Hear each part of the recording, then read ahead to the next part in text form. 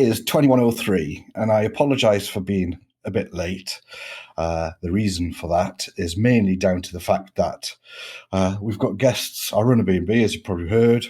We've got guests, and they've just arrived much later than they thought they would arrive. Not particularly their fault.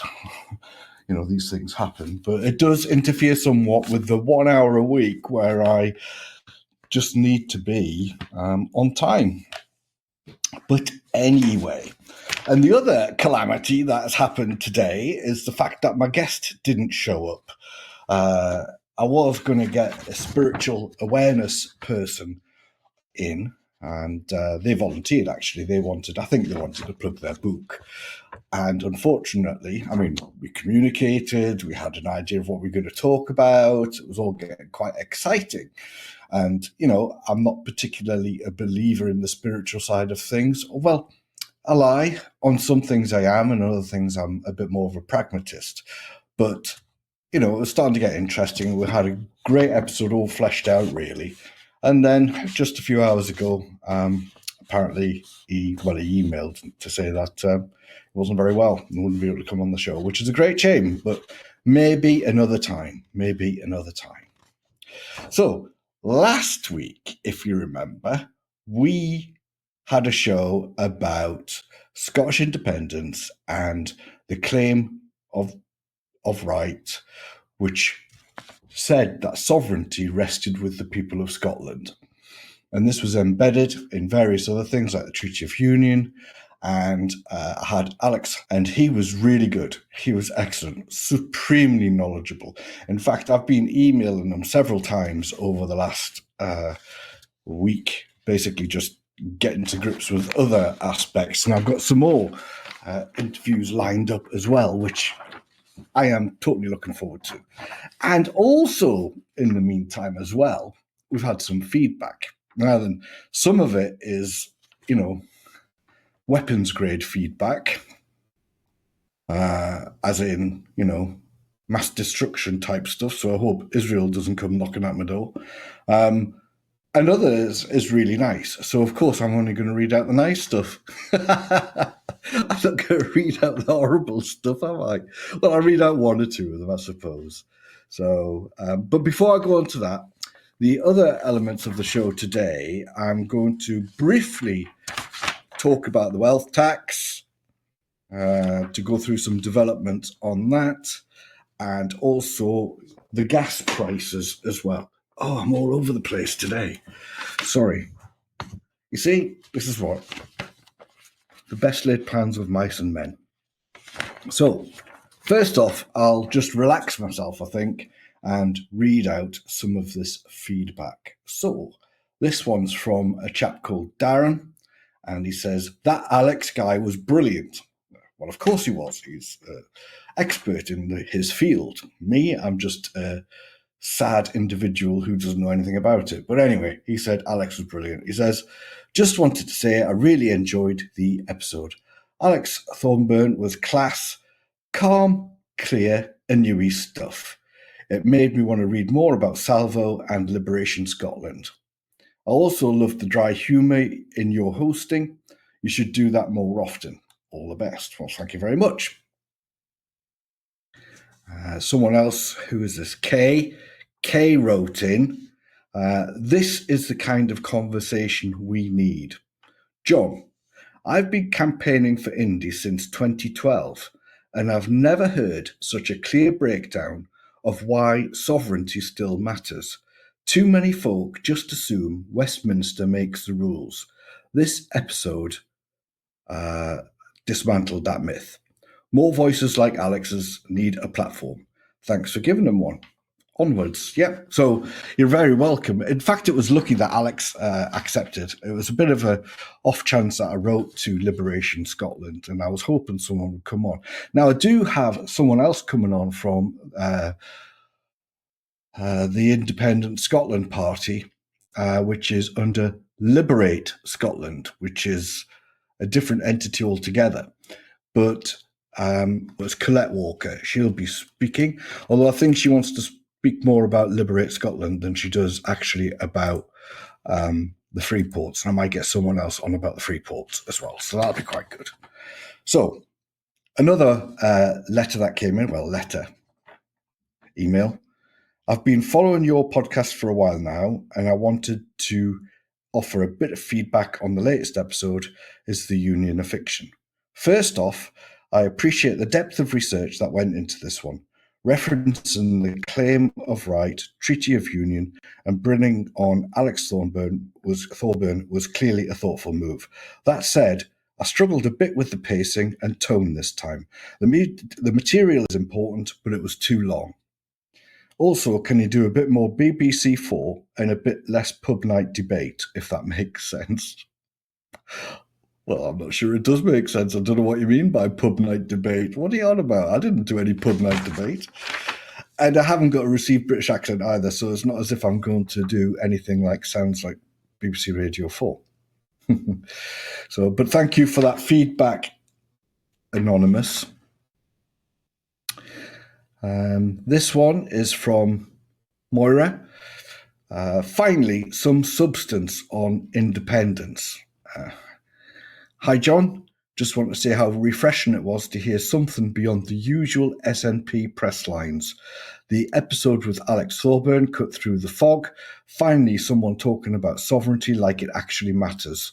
The section on the claim of right was particularly compelling. More, please. And that was really good. So thank you for that, Moira. And we'll hopefully get some more as developments take place. And I don't know if you've heard or not, but I'll go back into the John Swinney story a bit later. Thought-provoking, even if I'm not sold. Oh. So this one's from Rob. Hi, John. I've got to admit I went in with a raised eyebrow. Liberation Scotland sounded a bit fringe to me. I've kind of got to admit it did a little to me too, but here we go. But the discussion surprised me. You gave Alex time to explain without sensationalising it, and that made a difference. I'm still unsure about the UN angle, but the historical case was solid. Looking forward to see how this series develops. Well, very good, thank you. So I'm not sure if he's on about my podcast series or the developments within having an independent Scotland. So hopefully it's that. And the next one was another one congratulating me on the well-researched episode, but it's not me, it's Alex Thorburn, of course. Dear John, as someone with a background in law, I appreciated the attention to the actual text of the claim of right. Too often, these discussions are all passion and no substance. This is true, actually. This episode struck a good balance, especially highlighting the distinction between legal sovereignty and political sovereignty. Excellent work. I hope to see you tackle the Treaty of Union in the same depth next time. I thought we had, actually, but I'll go away and think about that. So thank you, Sarah. There were a few others writing in. There was a lot of people who were just against the actual concept of Scottish independence. And whilst obviously everyone's entitled to their opinion, that wasn't really feedback for the show itself or any of the information in it. It was just opinion. So if you do have an opinion, though, and you actually do want to state it, you know what you can actually do. You can come on the show and we'll have a chat about it. I might actually read out some of those other ones a bit later. But in general, I also want to show you something. I'm going to share this video with you right now.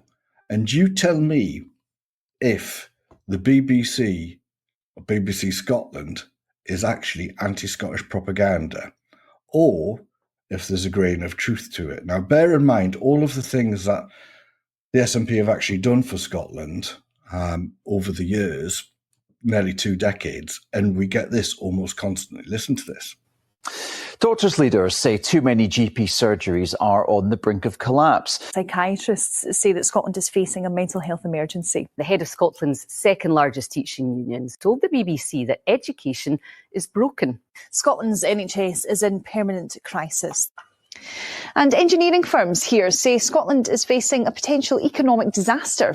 Policing here in Scotland is at breaking point. The Law Society of Scotland says the system is in danger of collapse. A leading doctor will warn that Scotland's NHS is in permanent crisis, with its very existence under threat. The NHS is in a terrible situation, if anything worse than south of the border. Scotland has the worst shortage of clinical oncologists of any of the UK nations. Scotland has the worst shortage of clinical oncologists anywhere in the UK. We looked at England. Most measures have improved over the last year. What's the difference? That figure is below that seen across the UK. Things are much, much faster in England. I mean, why not just do what England does? Should the free childcare offer here match the one in England? Unfortunately, Scotland is the worst in the UK. Scotland has a higher rate of suicides and drug deaths behind bars than England and Wales. Parents in Scotland are paying on average more for childminding than their counterparts in the rest of Great Britain. And this morning there are warnings that Scots have received less key cancer treatment than other countries, including England. Pointed out that any waiting times were worse in Scotland. Why is that? Scotland has become the worst country in Europe for unqualified beauticians. But opposition parties say the scheme isn't keeping pace with UK neighbours. We can't even keep pace with England. In fact, we can't even keep pace with Wales. Hello there, good morning. Scotland has become the worst country in Europe. In England, childcare support for working parents of children aged 9 months and above was introduced in September. It's very frustrating to think that if you transplanted our exact situation south of the border, we would be in a very different financial situation. Why not copy what Wales are doing? Yeah, so there you have it. It's quite damning, really. They do talk a lot about how badly Scotland is doing on the BBC. And you've got to wonder if it is propaganda. I believe personally it is. I never even listened to it anymore because it was always Scotland is the worst at this, the worst at that, bad at this, bad at that. And unfortunately, it does get depressing. So you just don't listen to it. Now then, what you've got to do is walk out your door and wonder how you are actually getting treated by public services and things and benefits and so on and so forth. And our experience has not been as bad as what has been portrayed in the media, although you've got to grant that some people may have had a bad experience. There might be some reasons behind it, but not as constant as that. I mean, it's really quite terrible. So let's just talk a little bit about what John Swinney said and did regarding his little speech on independence. He gave a speech to some group called the 2050 group or along those lines. You need to forgive me, I'm not quite sure. But it was kind of like, where is Scotland going to be in 2050? So once again, we had the whole, we're going to be independent by 2050. And it was like he was just doing a Mystic Meg, in all fairness, because there was no substance to how we were going to get to independence in 2050, which was a great shame. But anyway, I'll go into that a bit further. What I'm going to do quite now is just quickly open the line so they can actually call into the show. You can now call into the show. Use the link in the show chat. You'll be queued and have a private room with John and the other guests. And before you know it, you'll be live on the show. Make sure your optional camera and necessary microphone are ready. Use headphones if you have them. Be clothed. We'll see you soon. Click that link now. Click that link now. So the link is in the live chat. You can also find the link on our website on the Beyond the Show page, where you're probably watching this, or some people are watching this. So yeah, so you give a speech about independence. It was right forward looking. It was very good, but it really didn't say how we were going to get there, which is quite disappointing. The plan that we've got it's like a two-pronged plan. It's get the political side sorted out, and that's going to be the votes for independence, the people's votes for independence. I could go into it in more detail next week or the week after, but just briefly, it's going to be about the constituency vote and the list vote. And essentially what's going to happen is you should possibly vote SNP for the first, and then any other independence party for the second. And if you do it that way, due to the D'Hondt system, what will happen is you'll get a supermajority for independence parties. Whereas if you did SNP 1 and 2, then essentially you wouldn't get the supermajority, as they found out to their horror in the last elections when basically they only got like 9 seats, the SNP. So that's what you've got to do. You've got to do it, not game the system, but work it the way it's actually designed to work. What you'll end up with a spread of different parties, which is how it's designed to work. The fact that they're aligned to independence is, well, neither here nor there, but it is. It's really important. So there we go. So, yeah, there was just a sort of, it was like a dream work thing. Independence, it'll be lovely. You know, I mean, we've had launches of iron brew flavors come and go in the time that we've been sort of hoping for independence. So, you know, get a move on. In fact, I'll tell you what will happen. We'll have all the ferries built by the time we get independence. There we go. So, what do you think about independence anyway? Do you think we should have independence? Do you think we deserve independence? Because that's an interesting question. Some people say that we don't deserve independence, and I say, why not? And do you think independence will come with some pain? Will it be relatively easy? Who knows? Anyway, in other news, in a shocking twist no one asked for, we had the wealth tax discussed again. So Rachel Reeves posited about a wealth tax a little while ago, and that was one of the things they were going to do. I can't remember the exact details on it. I think it was something like 2% over for those with more than 10 million in assets. And it got roundly shouted down by, strangely enough, the people who actual multimillionaires wouldn't normally give time of day to, and they themselves would have no chance of actually having that amount of money to be affected by the tax, but they leapt to the defense of the multimillionaires and the billionaires. And it was also shouted down, unsurprisingly, by the right-wing press, and there was a lot of articles. This was covered in the media a little while ago, but there was a lot of articles that were created and published by or influenced by this organization who basically sold golden passports to different countries. So obviously they're working for their rich paymasters, and they want to make certain countries more beneficial for them, more streamlined for them, so they're able to sell their product, which is the golden passports. And wealth taxes would be not a huge deterrent, but it would be a deterrent. You could say that. And these, I think it was around about 39,000 articles appeared in the press. I mean, 36 to 39,000 articles against the wealth tax appearing in the press. And that swayed public opinion.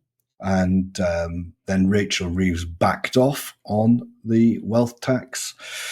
And then it's come to light that this organization was behind it, and the actual number of people who would leave would be relatively small, which is what I said in a previous episode about wealth tax. And it's also what Gary Stevenson says in Gary's Economics. And other people as well. But basically, wealth tax came on the table again, and it's been rejected once again. So, for some bizarre reason, people are absolutely frightened of the wealthy going. Not all of them will go. I mean, we're talking about 3% or something, which is not an awful lot. But the benefits are around 20 to 24 billion pounds a year that could be spent on many of the services that are underfunded right now. And again, I'll point you to the organizations like Patriotic Millionaires and Millionaires Want Tax, or whatever it's called, who really do want to have more tax placed upon them so that they can help. They're patriots. They want to help the country. They want to pay more. You know, there needs to be an official mechanism for them to be able to do that. But Rachel Reeves is obviously sticking up for the super rich, despite the fact that she's Labour. And there you have it. That's the argument, basically.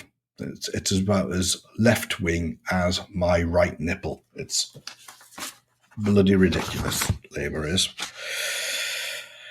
So, done the feedback, done the wealth tax. What else do I need? Did the SNP. And now, probably, yeah, this is it. This is the thing. Gas prices. So it was recently announced the UK government has decided the best way to keep the lights on this winter is to hand more cash to the gas giants and ask nicely if they keep the lights on, please. Pretty please. So Ofgem say bills will go up this winter, which is no surprise, is it? We're getting used to it now. So they'll do this because we now accept it. So since 2021, the bills have been going up. They're up around about 50% on what they used to be. The gas plants are getting windfalls to prevent any blackouts. So they're getting paid to assuage the threat that power might be turned off. And meanwhile, you know, consumers, we're being told to, you know, look after our pennies, get fleece-lined pajamas, boil water, you know, do all sorts of stuff to try and save money. But it's absolutely ridiculous. It really is. So I guess if you've got any strategies on saving money on energy, why don't you send them into the show? You know, we could call it the Cozy Apocalypse section or something like that. Anyway, that's me. There are no calls on the call-in show. No calls. Nil point. Nil point. So therefore, I think I am going to call it.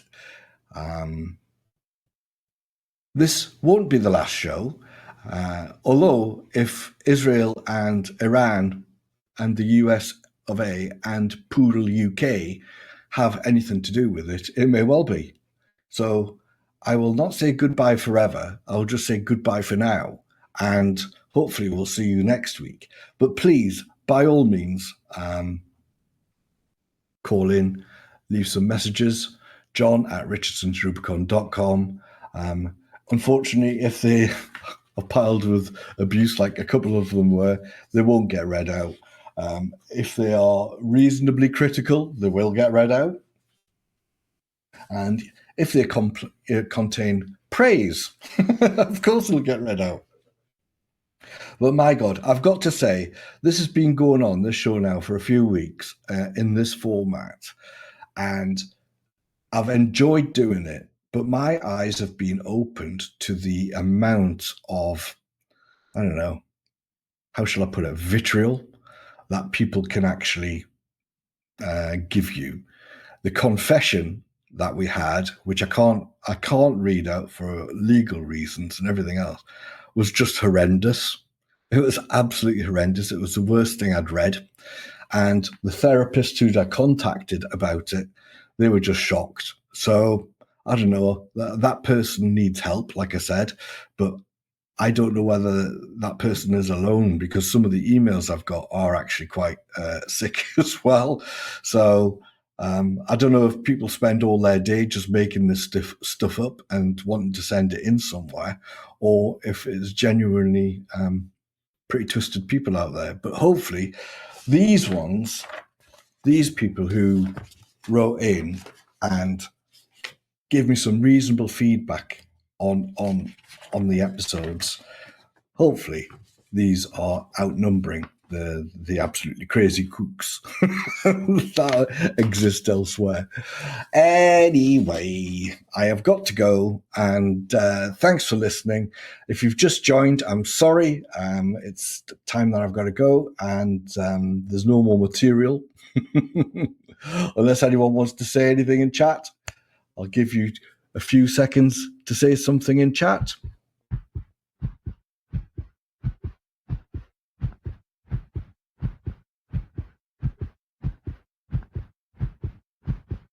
Nope. Okay, that's it then. Cheerio. Thanks for watching, and we'll see you another time. Next week, Thursday, 9 o'clock, and I promise I'll try not to be late. Riffing the Rubicon. The talk show at the end of its tether.